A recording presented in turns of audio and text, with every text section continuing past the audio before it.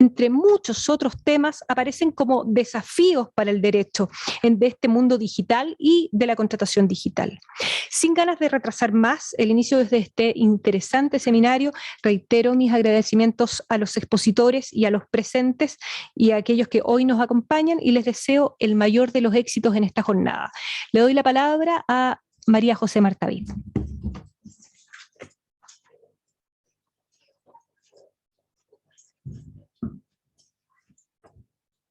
Muchas gracias, vicedecana.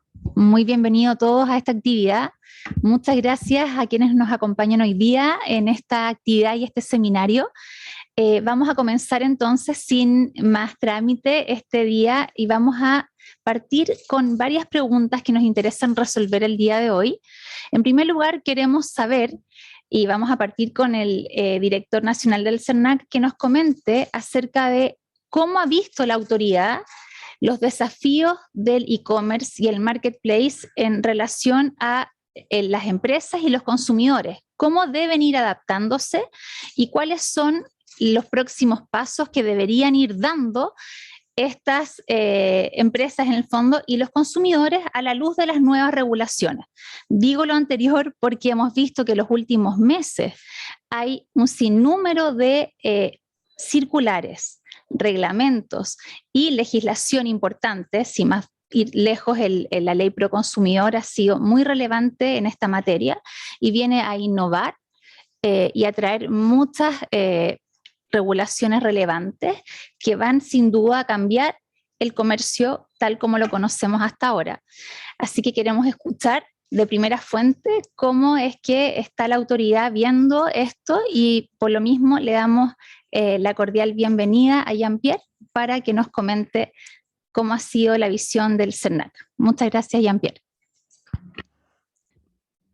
Bueno, lo primero es agradecer esta invitación a María José y a la Pontificia Universidad Católica por poder conversar y transmitir desde el punto de vista de CERNAC cuáles son algunos aspectos que consideramos que son relevantes. Son muchísimos, ¿cierto? Y podríamos estar en varias sesiones conversando respecto de todos ellos y en mayor o menor detalle. Tengo un par de láminas preparadas, pero intentaré pasar muy, muy breve para no excederme en mi tiempo y en esta pregunta que es tan atingente. Si vemos en la lámina siguiente, si nosotros comparáramos los reclamos, cómo se han ido comportando previo a la pandemia y hasta la fecha de hoy, nosotros podríamos ver que en 2019 hubo un escenario relativamente normal en donde los reclamos no superaban la barrera de los 400.000 reclamos. Sin embargo, el 2020 fue bastante sorpresivo para nosotros porque nos dimos cuenta que hubo un aumento explosivo. Más de 900.000 reclamos se recibieron solo durante el año 2020. Por lo tanto, lo primero fue tratar de entender por qué iba subiendo explosivamente esta cantidad de reclamos. El 2021 tendieron a bajar los reclamos, pero con una tendencia al alza respecto a años previos. Y el 2021 recibimos poco más de 700.000 reclamos. Por lo tanto, la tendencia que vemos hoy es que este aumento de reclamos se ha producido también por la irrupción del comercio electrónico. Una encuesta de percepción que nosotros realizamos iniciada la pandemia en el mes de abril del 2020 nos arrojó un par de conclusiones bastante lógicas y evidentes, pero no por eso podemos pasarlas de alto. Y cerca del 70% de los consumidores indicaban que entendían que en este contexto de pandemia y de dificultades de movilidad, etcétera, se podrían producir ciertos retrasos al momento en que se dispusiera la entrega de productos que eran adquiridos a través del comercio electrónico. Por lo tanto, el consumidor lo entendía y era razonable y tenía un espacio de tolerancia respecto a ese aspecto. Sin embargo, lo que no estuvo dispuesto a ceder y lo exige como un derecho es el derecho a ser informado sobre modificaciones que surjan durante la etapa de ejecución contractual.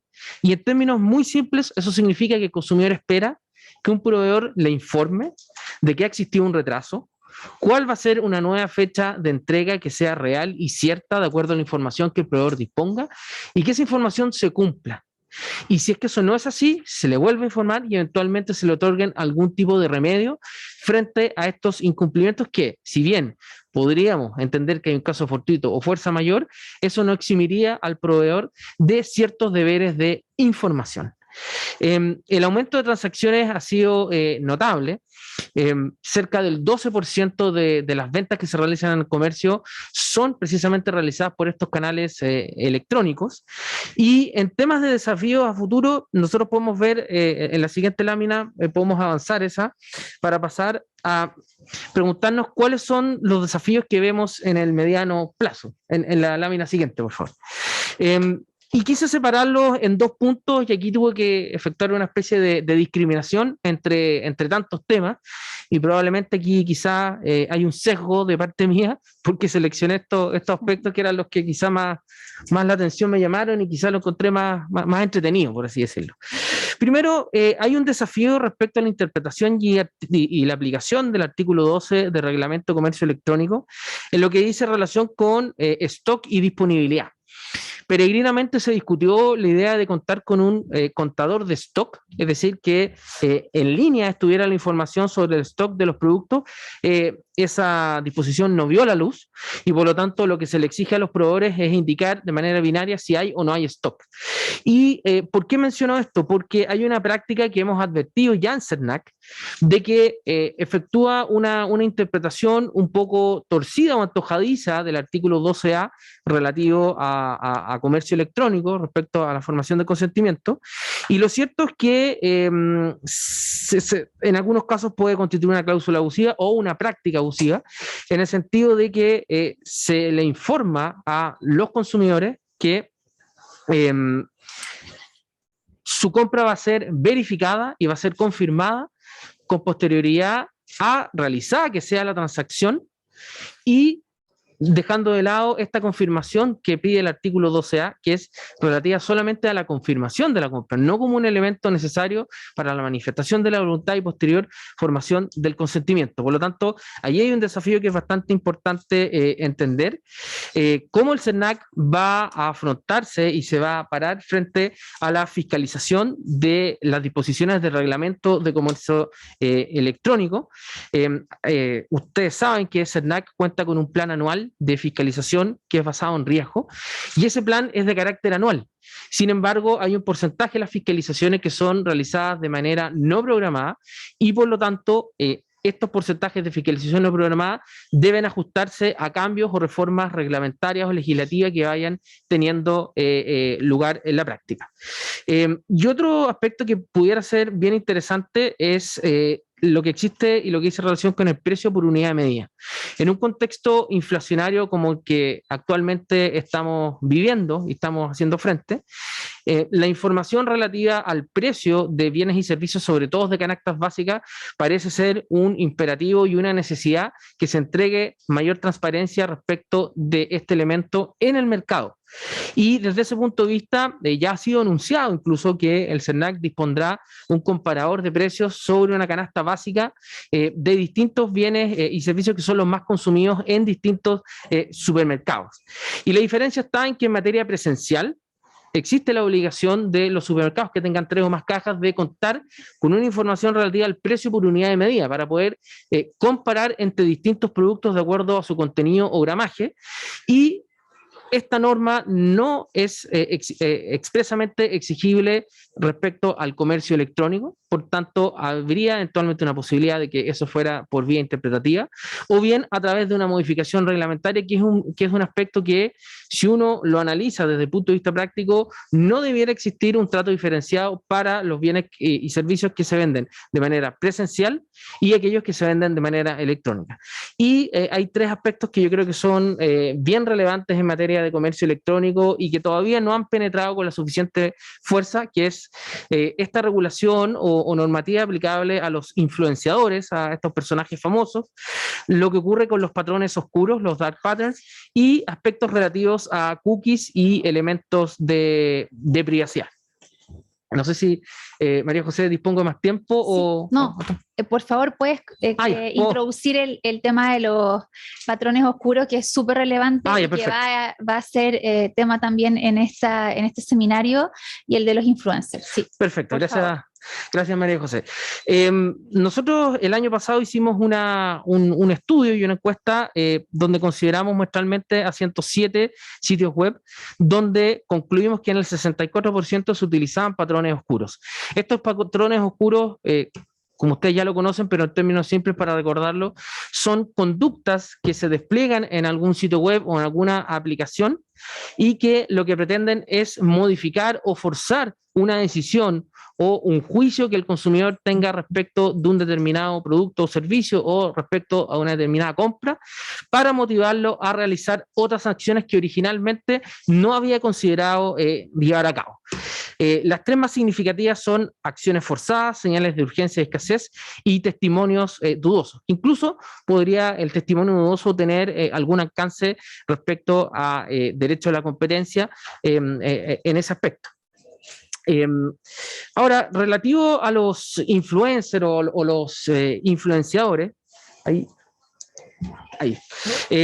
todos conocemos y probablemente tenemos una noción de qué son los influenciadores. Los influenciadores son personas que gozan de atributos de reconocimiento y confianza por parte del público consumidor, y en base a ese atributo y esa característica de estos personajes, que pueden ser deportistas, personas del espectáculo, etcétera, pueden dar su testimonio entregando las bondades, por ejemplo, de un determinado producto o un determinado servicio. Y el problema en esa actividad es que lo que se está afectando es la espontaneidad y la idoneidad del mensaje publicitario. Por lo tanto, un nivel adecuado de cumplimiento es relativamente simple de lograrlo, pero nosotros vemos que todavía hay tasas de incumplimiento. Si nosotros revisamos dos aplicaciones o redes sociales, Twitter, Instagram, donde observamos todavía niveles importantes de desajustes a la legislación. Y la verdad es que esto es muy simple de ser ajustado y cumplido a los estándares que establece la ley, desde el momento en que bastará en que se informe de manera veraz y oportuna y clara de que existe una relación comercial. No importa cuál esta sea, si es que es gratuita y a través de canje de productos u otros beneficios que reciba esa persona, eso debe ser informado de manera clara, de manera tal que el consumidor tenga conocimiento de que efectivamente se está ocupando ese producto de manera espontánea y natural. Y si es a través de una relación pagada, que sea informada. Finalmente, María José, voy a mencionar unas palabritas respecto a ciertos sesgos que nosotros tenemos como consumidores, y probablemente todos nos vamos a ver identificados con estos elementos. En la lámina podemos ver dos imágenes, y esto dice relación con nuestra privacidad y cómo se produjo una paradoja, porque el porcentaje es casi cercano a un 60% de consumidores que nosotros encuestamos a través de un experimento que hicimos en la página web del CERNAC, donde obtuvimos un muestreo bastante significativo. 7.208 consumidores participaron en esa toma muestral, y casi un 60% indicaron que era altamente preocupante aspectos relativos a la entrega de sus datos personales, etc. Sin embargo, se produce una paradoja, porque luego preguntado si es que con qué frecuencia leen, consultan o acceden a estas políticas de privacidad, cerca del 50% indicó que nunca, jamás lo hacía y no ingresaba. Entonces, ¿por qué uno podría preguntarse por qué esto es importante? Porque simplemente yo estoy entregando un dato personal, mi root, simplemente, etcétera. Y esto tiene importancia porque en un contexto de alta penetración del comercio electrónico como el que existe hoy y como el que presumimos que va a seguir existiendo en el futuro, existen riesgos de que se puede hacer un mal uso de esos datos personales y esa información personal de cada consumidor. Y si eso lo vinculamos con la existencia de patrones oscuros, podemos obtener resultados indeseados y que no sean óptimos para el ejercicio de decisiones de compra por parte de los consumidores. Recordemos que el consumidor tiene el derecho básico e irrenunciable a la libre elección de un bien o servicio, y estos temas conductuales pueden afectar incluso estructuras y funcionamiento del mercado. probablemente acá estamos frente a sitios que todos hemos en algún momento ingresado, pero si se fijan en el recuadro inferior abajo, se indican las políticas se indican las políticas de cookies, y en este caso se indica simplemente aceptar. En este otro caso, contenemos una declaración más o menos similar, pero con una disposición distinta. Acá me indican con un color un poco más vistoso, llamativo, entiendo, y luego al lado la configuración donde yo puedo configurar y determinar qué información voy a estar autorizando para que se acceda. Y acá tenemos otro diario extranjero donde se ve una disposición similar al caso anterior. ¿Por qué yo les menciono estos ejemplos? Porque la literatura que estudia la economía y psicología del comportamiento reconoce que los consumidores tenemos ciertos sesgos, y esos sesgos muchas veces son inherentes y son incluso, de cierta forma, si uno lo quiere pensar, hasta racionales. Orenberg Grill tiene un ejemplo muy gráfico de esto, y él pone un ejemplo de una familia que va de vacaciones imaginémonos, a Miami, un país donde se habla otro idioma, y va con 4 hijos, todos de una edad muy pequeña, y habían arrendado un auto. Entonces, ¿qué posibilidad tiene ese padre o madre que está con los niños cansados, que vienen de un viaje largo, probablemente con hambre y sueño, de leer el contrato que esta persona le está entregando, más encima en otro idioma, y probablemente con una fila de personas detrás? Por lo tanto, el consumidor también razonablemente estima que probablemente no hay beneficios que superen el costo que significa para él en ese momento tener que leer algo que probablemente él cree que no va a entender. Entonces se producen estos sesgos cognitivos también porque hay errores de parte de los consumidores que pueden afectar su juicio respecto a una determinada compra o un determinado acto de consumo.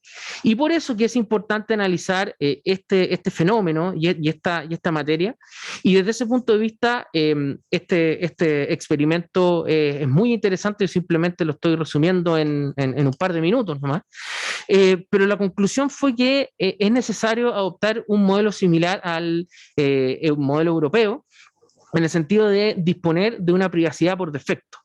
Actualmente se está discutiendo una nueva ley de datos personales que crea una agencia, etcétera, y lo que tenemos hoy es muy viejo y que además tiene como base una ley muy antigua, que es la ley española, en donde prácticamente el Internet no tiene nada que ver con el Internet que hoy día conocemos y con la celeridad del tráfico electrónico. Por lo tanto, una herramienta que se está recogiendo incluso es de disponer esta privacidad por defecto. ¿Y qué significa en términos simples esta privacidad por defecto? Significa que el consumidor debe realizar un modelo opt-in, es decir, querer ingresar de manera activa para entregar su autorización para que se traten estas cookies que contienen datos personales de cada consumidor, y solamente por defecto se autoricen aquellas que sean necesarias para el correcto y debido funcionamiento de un sitio web. Fueron 6 ejemplos que se le entregaron a estos consumidores, y este fue el que mayor puntuación obtuvo. Y acá vemos que, si lo analizamos muestralmente, esta referencia, este aviso concluyó que aumentaba en 94 puntos porcentuales la posibilidad de que el consumidor ejerciera de manera correcta sus derechos y por lo tanto tuviera conocimiento de si qué es una cookie, cuáles son las cookies que van a solicitarle y cuál es el tratamiento que se le va a dar. Y de esa forma el consumidor poder proteger estos datos personales que constituyen derechos de cada consumidor. Por lo tanto, y aquí voy finalizando, esta encuesta nos entregó una evidencia bastante interesante y llamativa respecto a un tema que probablemente como consumidores no somos conscientes de la importancia que tiene entregar y que un proveedor pueda almacenar estos datos personales. Una parte importante de los consumidores, cerca de un 53%, indicó que estaba dispuesto a entregar esta información en las cookies en la medida en que mejorara su experiencia de navegación. Es decir, si a mí me gusta cierto equipo de fútbol, que me muestre productos relativos a ese equipo de fútbol y no de mi equipo rival o de cualquier otro equipo del otro mundo, ¿cierto? Y eso podría ser más eficiente incluso mi compra.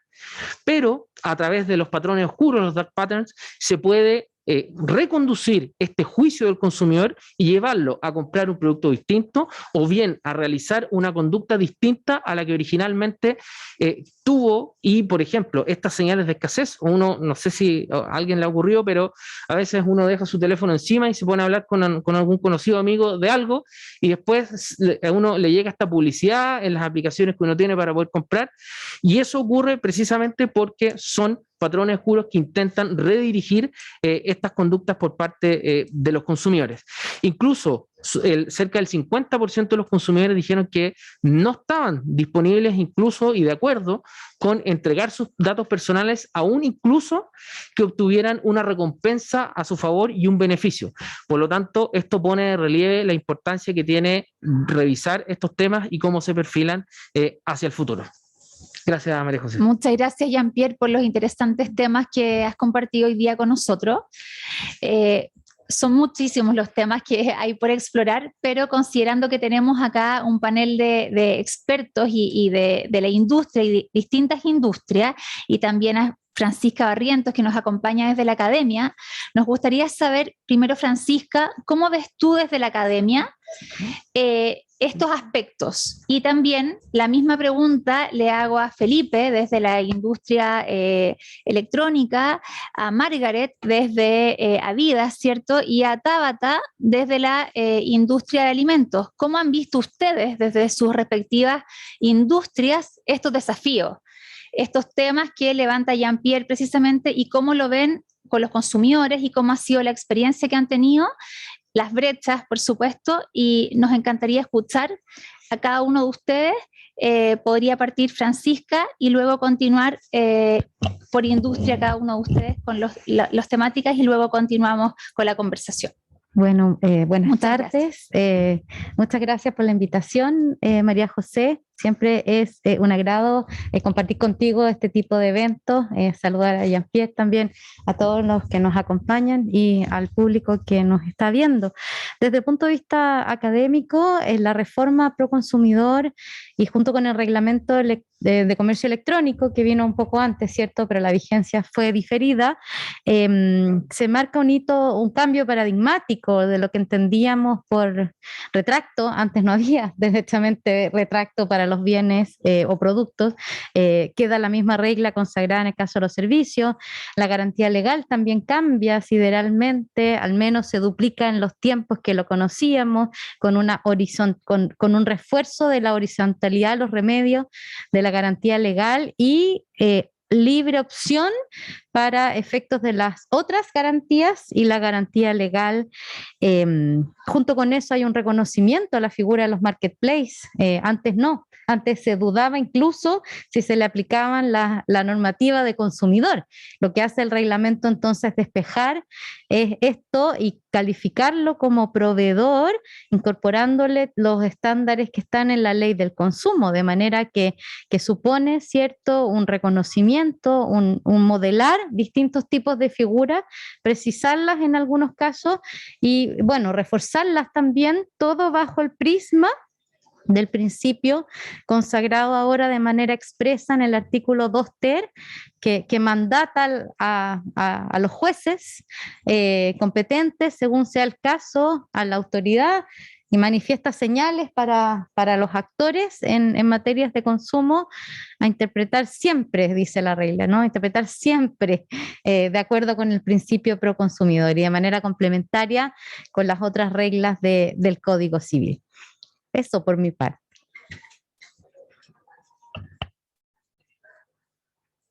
Muchas gracias, Francisca, por tus comentarios excelentes.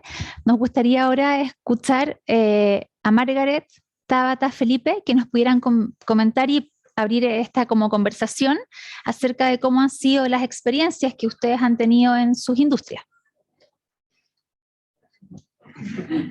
Margaret, si quieres comenzar. Muchas gracias por la invitación. Estoy muy contenta de estar compartiendo con ustedes acá. Y yo les puedo contar que para nosotros ha sido un trabajo progresivo. Nosotros, si bien ya habíamos incorporado bastante de las cosas y de las nuevas indicaciones de la nueva normativa, las teníamos ya incluidas como opciones para nuestros consumidores. Nosotros nos preocupamos con bastante anticipación, como les comento, de ir adecuando y adaptando todo lo necesario para cumplir un objetivo que es bien claro, que es poder entregar información muy clara, muy concreta y en un idioma muy amigable y un lenguaje muy fácil de entender para nuestros consumidores.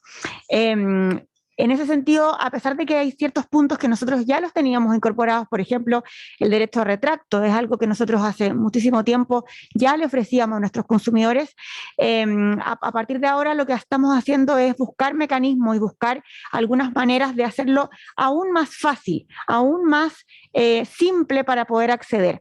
Y un ejemplo bien concreto de ello es que nosotros en nuestra página web ya tenemos una opción para que directamente el consumidor pueda solicitar su devolución por la misma página. Ya no es solamente llamando a un call center, que también si lo prefiere así puede hacerlo, pero queremos hacerlo aún más fácil. Entonces, por esa razón incorporamos una opción para hacerlo directamente, para que sea más rápido, más simple y el consumidor pueda tener una mejor experiencia de compra, que es lo que estamos buscando también.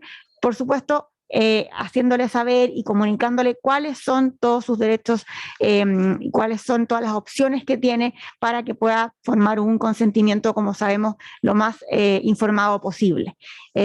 Así que es un trabajo que nosotros estamos permanentemente perfeccionando, por supuesto, estamos muy preocupados de esto, de estar cada vez mejorando, incorporando alguna opción dentro de nuestra página.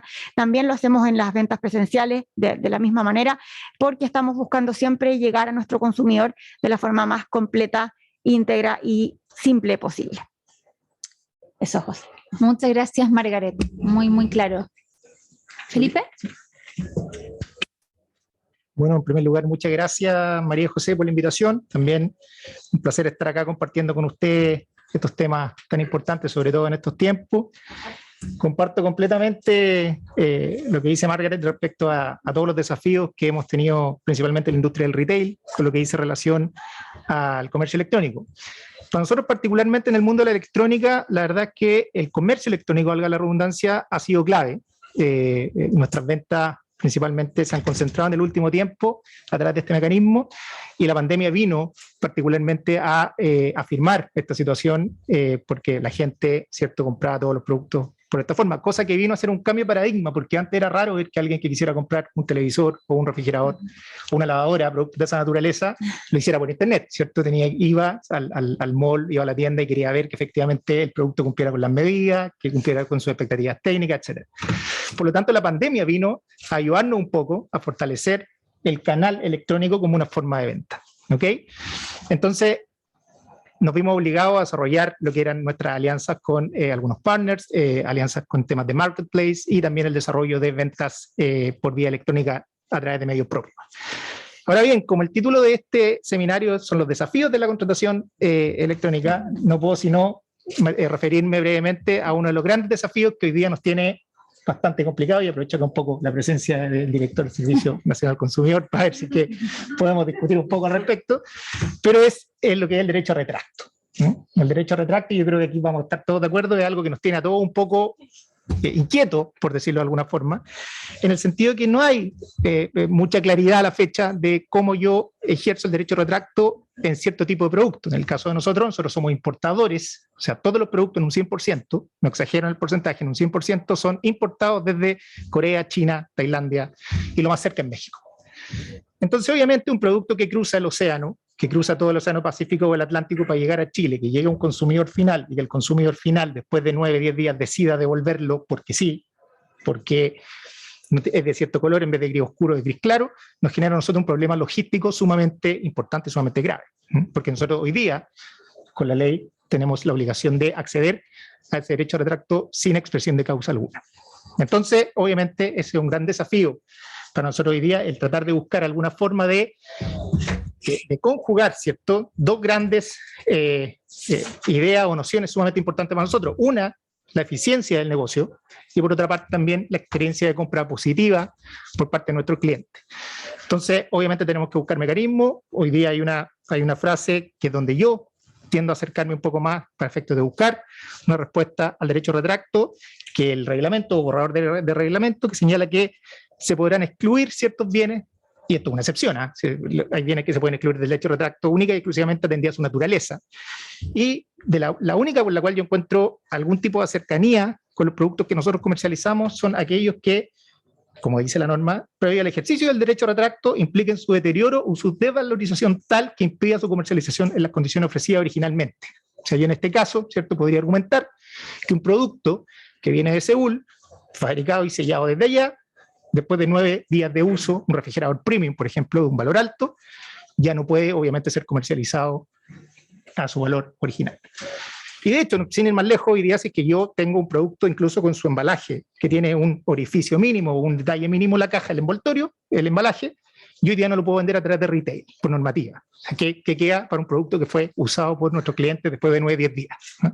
Entonces, ese es obviamente uno de los grandes desafíos que esperamos resolver en conjunto con la autoridad y con la industria en el corto plazo, porque obviamente es algo que nos tiene permanentemente pensando en cómo solucionar problemas a este tema logístico de suma consideración y que nos tiene bastante inquietos, y estoy seguro que no tan solo a nosotros como compañía, sino que también a la industria en su totalidad. ¿Okay? Ahora bien, con respecto a desafíos, y con esto termino, con respecto a desafíos más allá de este problema logístico que les cuento, que insisto, nos tiene bien inquietos, cómo buscar también que el consumidor, porque al final tenemos que velar porque el consumidor tome una decisión lo más completa posible cuando está comprando por internet, sin tener acceso directo y presencial a un producto. ¿Cuáles son los desafíos? Yo creo que para la industria en general, buscar mecanismos que logren una cercanía mayor. Y en eso estamos trabajando, por ejemplo, a través de sistemas de inteligencia artificial, realidad virtual, ¿cierto? Realidad 3D, no tan solo las fotitos, ¿cierto?, que ustedes ven en las propias páginas web y que muchas veces están photoshopeadas. Entonces, sino que algo que uno pueda ver en 3D y pueda tener la mayor cercanía posible al producto. Eso logra que el consumidor, por mucho que tenga este derecho a retracto y la discusión que podamos tener, tenga un conocimiento más detallado y cabal sobre el producto. ¿Okay? Y ese es un desafío sumamente importante.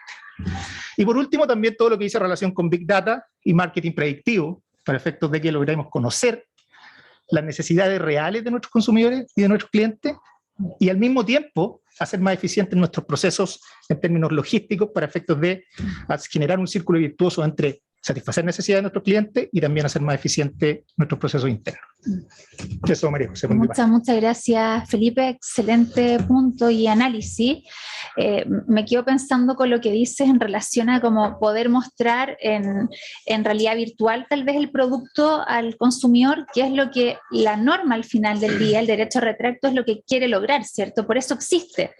Tiene que ver con la imposibilidad de los consumidores de ver el bien real, en la realidad. Por eso es que esta norma existe, y por lo mismo, si quizás el proveedor pudiera darle esa opción de una forma digital, podría entenderse que en ciertos casos, como tú dices, pudiera ser una opción razonable en los términos de la ley, lo que el espíritu de la ley y la autoridad quisiera eventualmente implementar, y pudiera ser entonces algo que uno pudiera quizás medir, llevar luego a tu departamento, tomar las medidas y hacer lo que realmente quieres hacer con el bien físico, ¿cierto? Así que me parece una excelente idea como proyecto y muy interesante de explorar. Así que muchas gracias. Tabata, cuéntanos cómo lo han hecho ustedes en The Not Company. Muchas gracias, María José. Y bueno, muchas gracias por la invitación.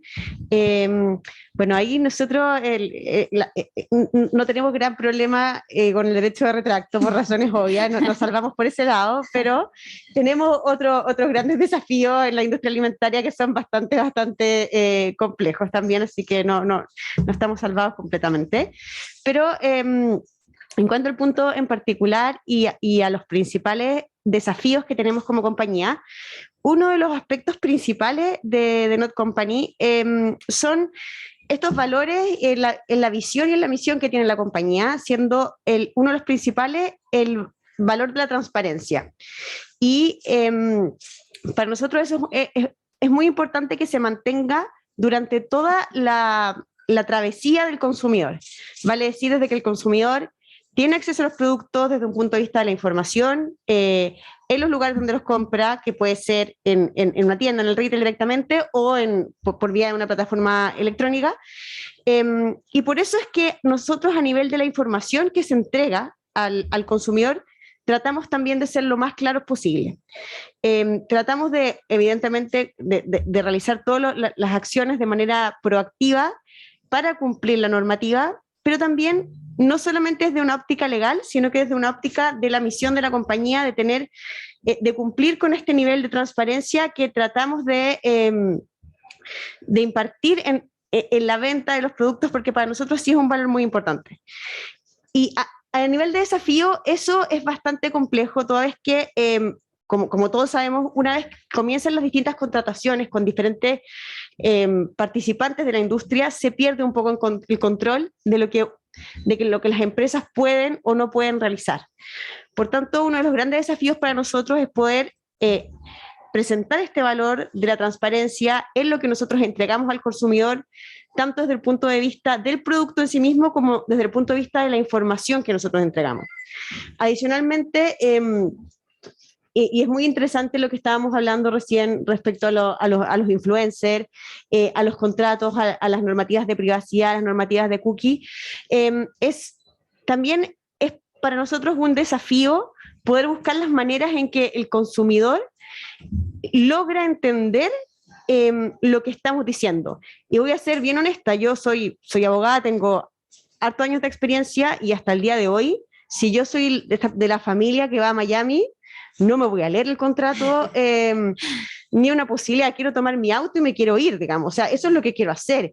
Y eso pasa igual, o sea, uno se mete hoy día con las regulaciones que hay en Europa, uno se mete en una página web y te aparecen estas cookies y uno está buscando la información, no aprieta aceptar, jamás va a poner como manejar las cookies para ver qué es lo que puedo entregar, lo que no puedo entregar. Entonces, uno de los desafíos más grandes de una empresa que sí está muy interesada en ser transparente con su consumidor es buscar las maneras de poder entregar la información de una manera que no sea un contrato que el consumidor se demore 5 minutos en leerlo, porque el consumidor no lo va a leer, no lo va a leer nadie. Entonces, eso para nosotros es un desafío bastante grande que para nosotros impacta mucho en cómo vemos a la compañía y la interacción con la sociedad. Muy importante, Tabata. Muchas gracias por lo que comenta.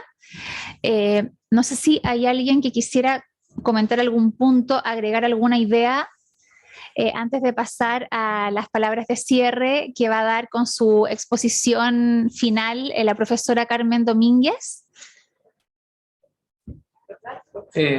Yo quizá tomo el guante de lo que mencionó Felipe, Perfecto. relativo al derecho de retracto. Este reglamento lo hemos venido trabajando y en verdad es el reglamento de exclusión al derecho de retracto, porque esto cuando uno lo intenta explicar es muy complejo, muy enredado, porque la excepción y luego vuelve, etcétera. Pero lo que se regula en este reglamento es la exclusión a la regla general del retracto que hoy se consagra, ¿ya? Creo que lo dije bien, ¿o no? Sí, clarísimo. Y desde ese punto de vista, hay una condición que es sine qua non, y es que el producto debe estar sin uso. Por lo tanto, porque lo que subyace detrás de la idea que hay en el reglamento es que se trate de un producto que pueda volver al mercado y que pueda poder ser insertado en una cadena productiva o comercial, y por lo tanto, evidentemente que el requisito sine qua non es que el producto no tenga ningún tipo de uso. Ahora, y esto también hay mucha confusión con la garantía, pero son dos continentes completamente distintos. Teóricamente, si el producto presenta una falla, debo acudir al remedio de las garantías y los remedios distintos que contempla la garantía, y que la profesora Barrientos algo esbozó y lo explicó. Pero si es que porque la finalidad que hay detrás del derecho de retracto es que se trata de productos que el consumidor no ha podido percibir por sus sentidos, su tamaño, su real color, etcétera, y esa es la finalidad que hay, o la racionalidad que hay detrás de consagrar un derecho de retracto. ¿Okay? Por lo tanto, en estos casos, y de hecho si uno se fija, igualmente hay un retracto para compras presenciales, en donde supuestamente yo lo he podido ver, pero con la finalidad o con el extra de que se trata de productos que yo no haya podido observar. Imaginémonos si yo voy a comprar un vehículo, pareciera ser que no tendría sentido que estuviera toda la gama de una marca, puede tener, no sé, 10 modelos, y que cada modelo tuviera todos los colores habidos y por haber, tendrían que tener un galpón gigante. Y hay alternativas que se han conversado con la industria de cómo puede satisfacerse ese nivel de información. Pero en relación a lo que comenta Felipe, un requisito sine qua non es que el producto debe venir sin uso, porque de lo contrario pasa a ser un producto usado y el único remedio que le quedaría al consumidor eventualmente es la garantía, pero solo si se dieran los supuestos de la garantía. A mí también me gustaría decir algo muy cortito. Muchas gracias, Francisco. Respecto de este punto del retracto, como señala el subdirector nacional, director subrogante, efectivamente este es un arrepentimiento y lo que está pensando el legislador en este caso es que la persona no tuvo acceso al bien, pero hay un elemento clave que quizás pueda ayudar a coordinar intereses en conjunto, que son las reglas de información que hay antes de esto, ¿no? Porque si bien es cierto, se tiene que informar de manera destacada, inequívoca y fácilmente accesible el derecho a retracto, todo lo que antes se diga del producto va a ayudar a la mejor toma de decisiones y evitaría en el fondo este arrepentimiento. De ahí que la idea, estaba viendo, marketing predictivo es muy, muy interesante realmente, porque analoga lo que sería observar, medir, ver en el fondo los tipos de productos que estamos conversando. ¿Verdad? Claro, a nosotros nos ha tocado un par de consumidores que nos transmiten o son transparentes y nos dicen, mira, con esta nueva ley yo entonces voy al mall, veo el producto in situ, veo el producto así, lo veo, lo reviso, lo mido, me voy a mi casa y lo compro por internet y me guardo el derecho de retracto, ¿cierto? Porque puedo usarlo a través de una compra por internet. Evidentemente en cierto tipo de productos que en nuestra industria sí es difícil de acreditar su uso, como un televisor, prácticamente imposible, nos cuesta un poco esta característica sine qua non de aplicarla. Es por eso de ahí donde están los desafíos, tendremos que buscar ciertos aspectos técnicos que nos ayuden a acreditar el real uso o no de un producto. Desde el punto de vista de la electrónica es súper difícil de hacerlo, pero claro, son desafíos, claro, y son casuísticos, o sea, dependen de cada caso, a cada industria le pega de manera distinta, por eso que creo que es un desafío más bien transversal. Insisto, también que exista la opción. Y nosotros estamos trabajando, de hecho, en estos tipos de medidas para efectos de que el consumidor tenga un conocimiento más acabado y detallado sobre el producto, porque pensamos de buena fe que el consumidor, si tiene conocimiento, no va a hacer lo que me dice este consumidor que va al mall, lo ve y después solamente va a asegurarse de tener la evolución garantizada, lo va a comprar por internet. Estamos pensando, ¿cierto?, de manera que existe un aspecto de buena fe clave desde el punto de vista del consumidor también, y con toda la información posible, y a través de estas nuevas formas que nos permita la tecnología de buscar que logren un conocimiento detallado, lo más detallado posible, sobre el producto que están buscando adquirir. Muchas gracias, Felipe, y por cierto que esta discusión es muy interesante y va a seguir probablemente hasta que veamos el reglamento de exclusiones ya en su versión definitiva. Así que le agradezco a todos ustedes y le damos paso entonces a la profesora Carmen Domínguez Hidalgo. Muchas gracias, profesora, y bienvenida. Muchas gracias. Yo me voy a sacar sí la mascarilla porque cuesta comunicarse.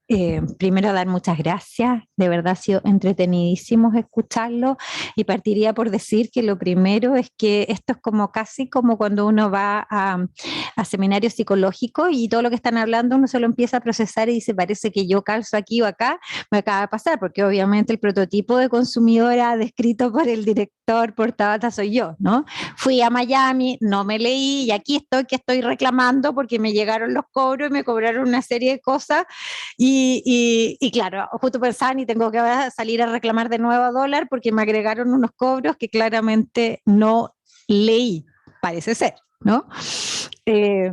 Y por lo tanto, pese a ser, y esta es la reflexión, ¿no? Profesora de Derecho Civil hace 25 años, dedicarme mucho al contrato, a la responsabilidad civil cómo es esto que psicológicamente no, uno finalmente actúa de la misma manera y tiene que ver con la celeridad, no tiene que ver con la inmediatez, tiene que ver también con esto de querer tener el producto, ¿no?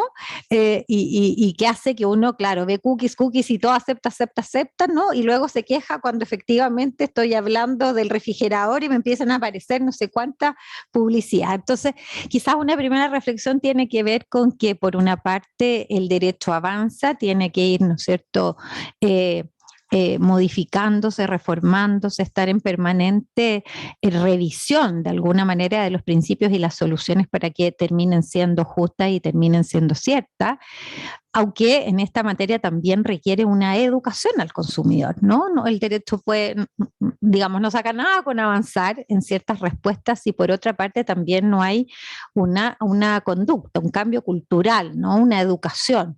Y creo que una cosa va de la mano con el otro, ¿no? O sea, esto tiene que ir de la mano de políticas públicas, tiene que ir de la mano de una inversión en educar, porque incluso los que se supone que somos más educados incurrimos en lo mismo, y esto quiere decir que trasciende, que es algo más cultural que solamente jurídico. Lo segundo es también al mirar, ¿no?, estas normas, que particularmente el derecho al retracto, cómo uno percibe, qué interesante mostrar cómo los principios de la teoría del negocio jurídico se van viendo, ¿no?, reformados y de alguna manera actualizados en el consumo, ¿no? Porque básicamente en la teoría del negocio jurídico clásica, el derecho al retracto es en cierto sentido excepcional, ¿no? El artículo 1545 solo lo permite cuando la ley lo autoriza, porque el principio es que los contratos se deshacen del mismo modo en que se hacen, y por lo tanto, salvo en el contrato de arrendamiento o en unos pocos que hay desahucio, lo normal es que, ¿no es cierto?, no proceda en el fondo la ruptura o el término unilateral. Pero el contrato de consumo obliga a modificar ciertos principios, obviamente por la simetría que existe, por la velocidad de la contratación y por lo tanto esta necesidad de ajustar. Y esto se ve, ¿no es cierto?, elevado al máximo en los contratos celebrados por medios electrónicos, donde ni siquiera hay una contraparte con quien conversar, a quien hacerle preguntas, con quien dialogar, aclarar, ¿no? El producto no es tocado, no es palpado, ¿no? Y eso hace que claramente hay un consentimiento que está dado en particulares condiciones que nos obliga a adaptarlo, ¿no? Yo creo que como nunca aprendimos en la pandemia, ¿no?, a contratar electrónicamente, a comprar. Yo creo que nunca, al menos yo, no había comprado nunca con la cantidad, ¿no es cierto? Y es más, no solo comprar, sino que esperar ansiosamente a la llegada del producto y casi hacer fiesta cuando llegaba algo a la casa, ¿no?, de un producto comprado, pero también tomar conciencia de los problemas que esto plantea y del reclamo, que el producto no llegó, que llegó otro producto. Todo eso yo creo que a todos nos pasó, ¿no? De verificar que aquí hay una cuestión muy sensible desde el punto de vista de la protección de los intereses del consumidor, pero también de la protección de los derechos e intereses del proveedor. Y en eso el derecho a retracto creo que se permite, creo que obviamente avanza en esta idea de alguna manera de asimilar o procesar lo que supone en la construcción del consentimiento el que se haga por contratación, ¿no es cierto?, por medios electrónicos, que la regla es muy clara de cuándo procede, ¿no es cierto?, este retracto, y el reglamento que se ha sometido creo que también avanza y avanza en esta idea de consentimiento informado, ¿no?, de que finalmente, que es algo que se nos olvida, pareciera de repente que esto es novedad, pero desde el Código de Comercio la oferta tiene que ser completa, ¿no? Y la oferta sea completa nos condujo al consentimiento informado en materia de responsabilidad profesional y médica, ni qué decir, ya lo tenemos en la ley hace rato, pero aquí lo vemos nuevamente, ¿no? Como esta exclusión, ¿cierto?, del retracto tiene que ser claramente informada. Pero y aquí solo para terminar y dejarles quizá un desafío al director, cómo de alguna manera integrar también la pregunta de que la oferta o de alguna manera la exclusión del retracto puede ser clara, pero puede suceder que en realidad la oferta, por ejemplo, haya estado condicionada o que la oferta de alguna manera el proveedor mantenga una cierta capacidad de control de la oferta y eso determine que el derecho de retracto excluido pueda transformarse en algo injusto. Y digo esto y lo cuento porque me acaba de pasar, ¿no? Compré unas entradas para ir al parque de Universal en Orlando, y si bien es cierto, decía que estaba, o sea, que en el fondo no cabía posibilidad de devolver la entrada, hoy para poder acceder por razones de la pandemia hay que uno comprar, no en Universal, perdón, en Disney, porque en Universal no lo hay, en Disney uno tiene que reservar el parque de inmediato. Y sucedió que empecé desde literalmente, como si no tuviera nada que hacer, pero esto era para darle un regalo a mi hijo, desde las 12 del día a intentar, porque entraron una aplicación para, en el fondo, poder reservar el parque. Y nunca pude, hasta las 6 de la tarde, y a las 6 de la tarde pareció que estaba completa el cupo para ese día, y me quedé con las entradas que son carísimas, ¿no? Y llamé, aquí otra cosa, ¿no? Esto es Estados Unidos, así que no estoy hablando de ningún proveedor chileno, pero para que veamos que países desarrollados donde se suporte que el consumidor manda, miren la realidad, estuve horas, días llamando a la plataforma, nunca me contestaron hasta que llegué allá a Orlando, tuve que llamar y me dijeron, no señora, dice ahí que no hay derecho de devolución, y aunque usted no consiguió el parque, no hay derecho de devolución. Pero en el fondo, ¿cómo podría yo haber tenido si la plataforma de ellos no funciona y en definitiva yo no tuve acceso, ¿no? Y sin embargo me tengo que quedar, me dijo, ese saldo queda para usted indefinido, puede usarlo cuando usted vuelva a venir a Orlando, ¿no? Así que obligatoriamente habrá que juntar plata y volver ahí para poder ir y usar eso. Pero un poco mostrarle ejemplos de que uno, de repente ahí hay algo un poquito más complejo, y nada, felicitarlos, agradecerles, y espero que quienes nos están escuchando hayan tenido un momento, ¿no es cierto?, de provocación, ¿no? Estos seminarios tienen siempre por objeto abrirnos, animarnos y mostrarnos que las cosas son complejas en el derecho y también en el mundo. Gracias. Ahí estamos. Sí, estamos. Y con esto, ¿no es cierto?, terminamos el seminario. Les damos muchas gracias a todos, gracias a nuestra vicedecana, y a ustedes los invitamos arriba al quinto piso a una pequeña cosita, por lo menos para animarnos. Muchas gracias.